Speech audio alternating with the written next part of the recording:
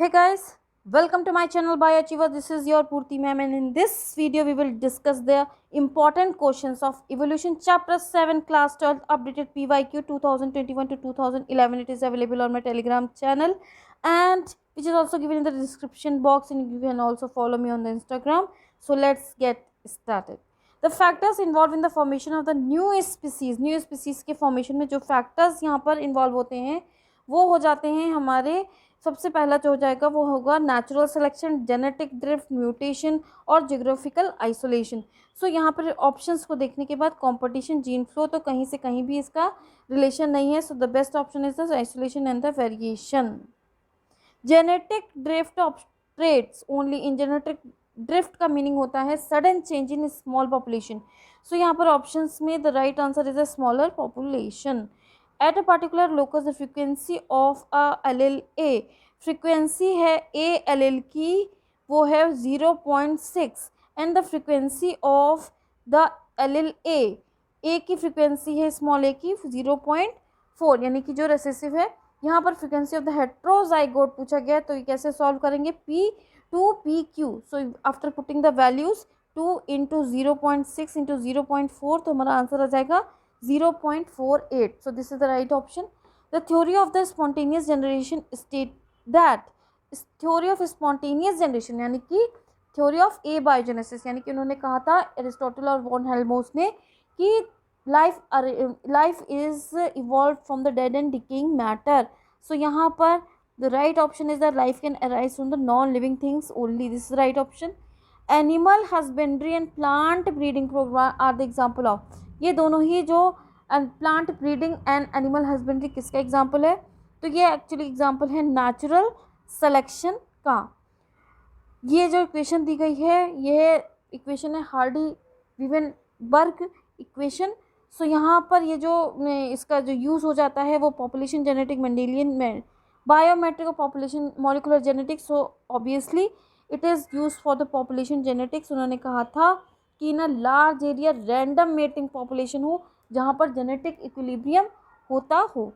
So appearance of the antibiotic resistant bacteria is an example of, antibiotic resistant bacteria का example यहाँ पर पूछा गया है, तो actually this is an example of the natural selection, but from the options given below, so this is the right answer, pre-existing variation in the population. Fossils are generally found in, very simple, it is found in the sedimentary rocks. Which type of selection is industrial? Melanism observed in the moth, Biston betuliaria. तो यहाँ पर industrial melanism की बात की गई है और जो मॉथ है वो है बिस्टन बिटुलेरिया में। कौन सा नेचुरल टाइप ऑफ सिलेक्शन यहाँ पर है, तो the answer is the directional. Variations during mutation of meiotic recombinations are, यहाँ पर म्यूटेशन की बात की गई है और ये दिया था ह्यूगो डी व्राइस ने। तो जो म्यूटेशन उन्होंने कहा था कि they are random and directionless. So this is the right option, option number abiogenesis theory is theory of origin support. ये किसका सपोर्ट करती है, ए बायोजेनेसिस की थ्योरी, स्पॉन्टेनियस जनरेशन की। Who proposed that the first form of life could have come from the pre-existing non-living organic molecules, यानी कि किसने कहा था कि लाइफ जो है ना सबसे पहले नॉन लिविंग ऑर्गेनिक मॉलिक्यूल से ही स्टार्ट हुई। The answer is the Oparin and the Haldane, क्योंकि जो कोसर्वेट्स इन्होंने वहाँ पर बताए थे। So this is the right option. The correct sequence of the manufacture of the compound on the primitive earth, primitive earth का correct sequence बताना है। तो आप ऐसा समझिए कि from the simple substance to the complex substance. तो यह जैसे कि यहाँ पर देखो अमोनिया सबसे सिंपल है, फिर कार्बोहाइड्रेट, फिर प्रोटीन, फिर nucleic acid. So this is the right option. And next question, first life from form on earth was an, सबसे पहली लाइफ जो अर्थ पे आई है वो ऑटोट्रॉफ तो होगा नहीं, क्योंकि और यहाँ पर क्या होगा, chemo heterotroph. This is the right option.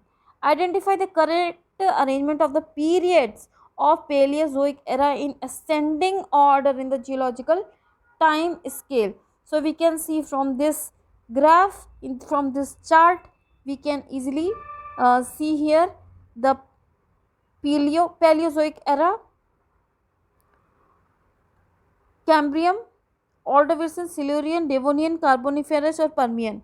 तो कार्बोनिफेरस को बोलते हैं एज ऑफ एम्फीबियन और डेवोनियन को बोला जाता है एजेस ऑफ फिशेस। तो actually this is the correct option. So let us see the option.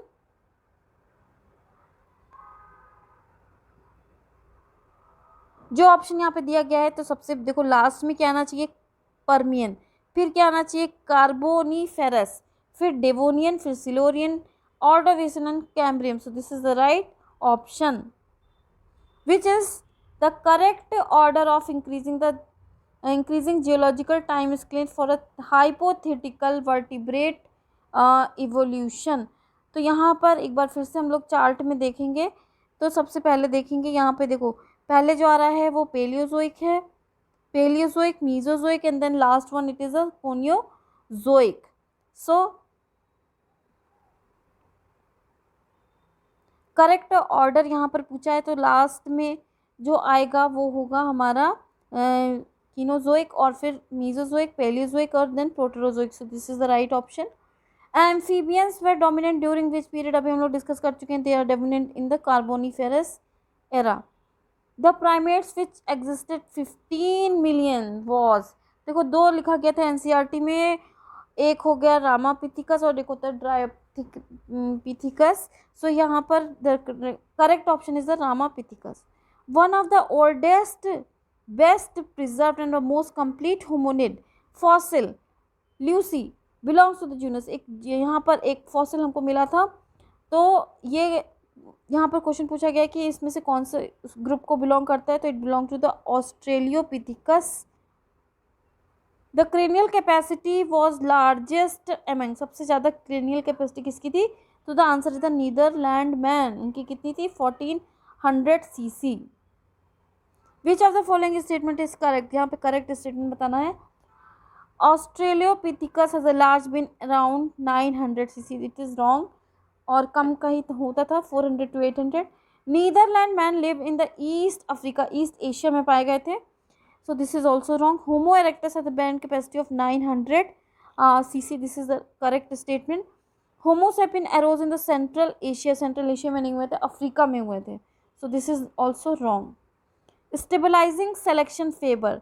देखो तीन तरह के टाइप्स दिए गए हैं नेचुरल सिलेक्शन का, एक होता है स्टेबलाइजिंग, डायरेक्शनल और डिसरप्टिव। तो स्टेबलाइजिंग हमेशा क्या करता है, intermediate form of the trait को सेलेक्ट करता है।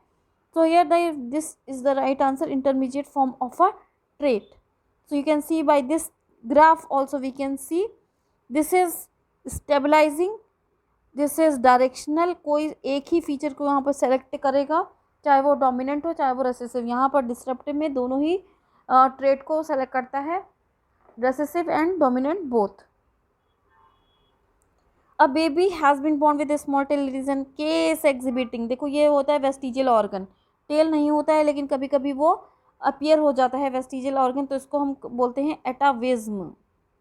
When did dinosaur die, dinosaur कब डाई हो गए थे, so they die around 65.5 million years ago. An example of the convergent evolution, यहाँ पर कॉन्वर्जेंट इवोल्यूशन में यहाँ पर जो देखेंगे कि जिस तरह का हमारा फिगर बनेगा, यानी कि उनके जो एंसेस्टर्स होंगे वो डिफरेंट होंगे, लेकिन यहाँ पर फंक्शन क्या होगा, वो सेम होगा। Then the wing of the hawk moth and the wing of the hawks, यहाँ पे देखेंगे दोनों का ही फ्लाइंग का ही फंक्शन है, लेकिन these are both different. So this is the right answer.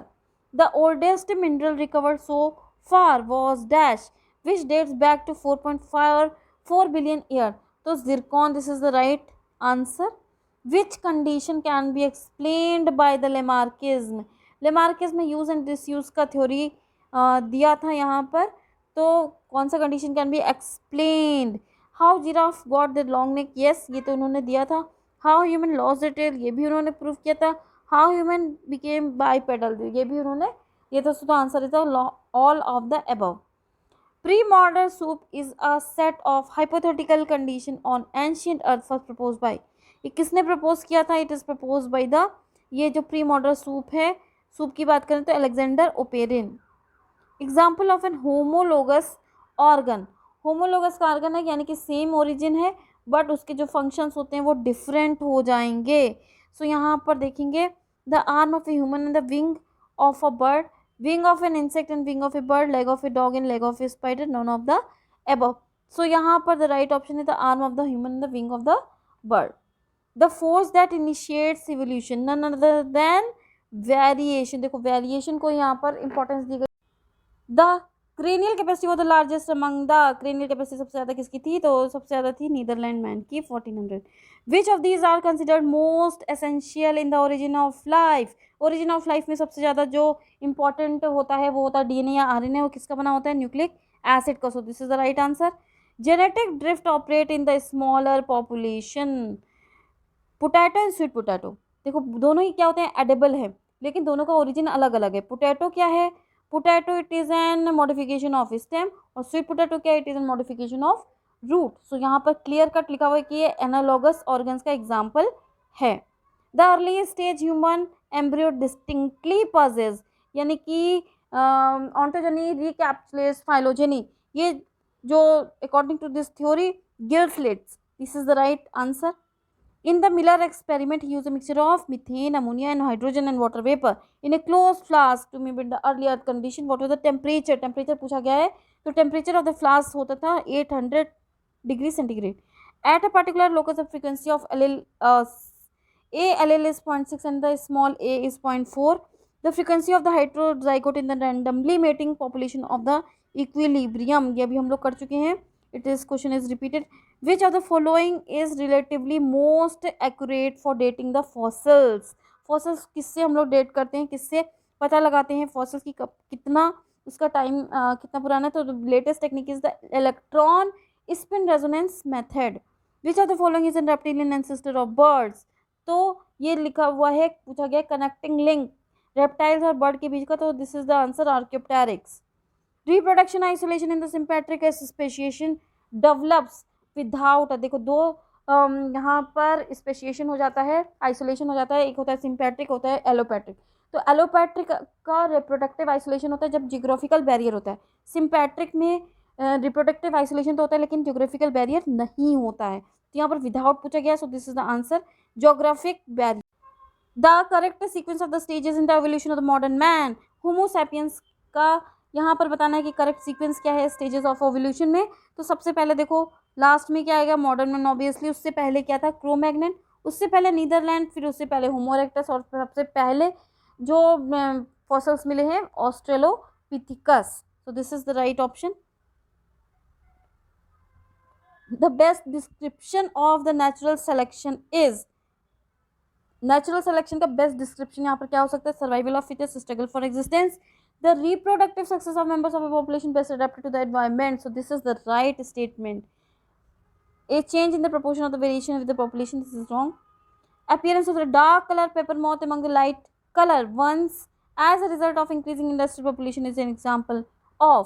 तो एक बार फिर से ये क्वेश्चन आया हुआ है, तो ये एग्जाम्पल है डायरेक्शनल सेलेक्शन का, क्योंकि वहाँ पर या तो डोमिनेंट सेलेक्ट हो रहा है या तो recessive. The animal group which does not exist in the Galapagos island, मतलब गैलापेगोस आइलैंड में क्या चीज़ नहीं एग्जिस्ट हो रही थी, तो the answer is the amphibia. The theory of the saltation was given by, saltation का मीनिंग होता है a large single step large mutation. It is known as the saltation and it is given by the Hugo de Vries. उन्होंने भी mutation theory भी दिया था. Basis of life are, life का basis obviously nucleic acid, DNA and RNA.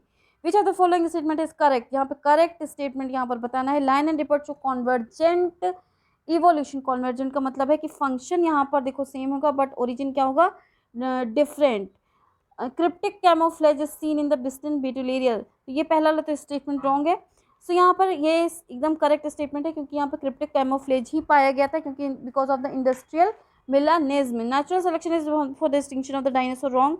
Homo habilis and the Homo erectus are closely related, so this is also false. So the right statement is the option number 2. The extinct human ancestor who ate only fruits and hunted with stone weapon, तो उन्होंने जो only fruits ही खाए थे, और ये इसका example हो जाता है Australopithecus. Speciation of the sympatric species is due to, ये स्पेशिएशन हो जाता है सिम्पैट्रिक स्पीसीज में. इसका जो रीज़न बताया गया है, it is the reproductive isolation. This is the right answer. Wing of the pigeon, bat, mosquito and bat show. यहाँ पर wings of pigeon, mosquito and bat, ये जो है ना सेम फंक्शन हो रहा है but the origin is different. So this is the example of the convergent evolution. Homo sapiens implies, it is Homo sapien, sapien ये उसका फुल फॉर्म होता है, जूलॉजिकल नेम है किसका है, मॉडर्न मैन का. The two critical steps in the evolution of the humans were, evolution of humans में दो क्रिटिकल स्टेप्स हुए हैं. पहला जो हुआ है वो बाइपेडलिज्म और दूसरा हुआ है enlargement of brain. So this is the right answer. Python possess tiny legs bone that serve no purpose in the locomotion. Such organs are called obviously vestigial organs. Which of the following postulate is related with the new Darwinism? New Darwinism में सबसे कौन सा postulate है जो कि relate होता है? Mutation are believe to be to help new species. Yes. Incorporate isolation as an essential component of evolution. Yes, correct. It can explain the occurrence of unchanged form over millions of years. So the right option is all of the above. Homo erectus evolved during. So the Homo erectus कब evolve हुए थे? Homo erectus evolve हुए थे Pleistocene. So this is the right answer. Below are listed some pair of the character the homologous pair are. Homologous pair में function जो होते हैं different होते हैं. ठीक है. Four limbs of the dog and camel, insect wing and bat wing, feather of birds and the fins of fishes. So this is the right answer. Hardy-Weinberg principle of zero evolution is based on. Zero evolution जो उन्होंने दिया था, equation दिया था, it is based on no migration, yes, random mating, yes, genetic equilibrium, yes. So the right answer is the all of the above. यहाँ पर मैं ऐसा फॉलोइंग यहाँ पर करना है. सो यहाँ पर ह्यूगो डी ब्राइस ने दिया था mutation theory of evolution. Julian Huxley ने दिया था multiplication of individual species in the geographical proportion. And Jean Baptiste ने दिया था inheritance of acquired character. So this is the right option. So this is all for this video. Thanks for watching. Please like, subscribe and share, and don't miss to press the bell icon. And for more videos, please do write in the comment section. Thank you.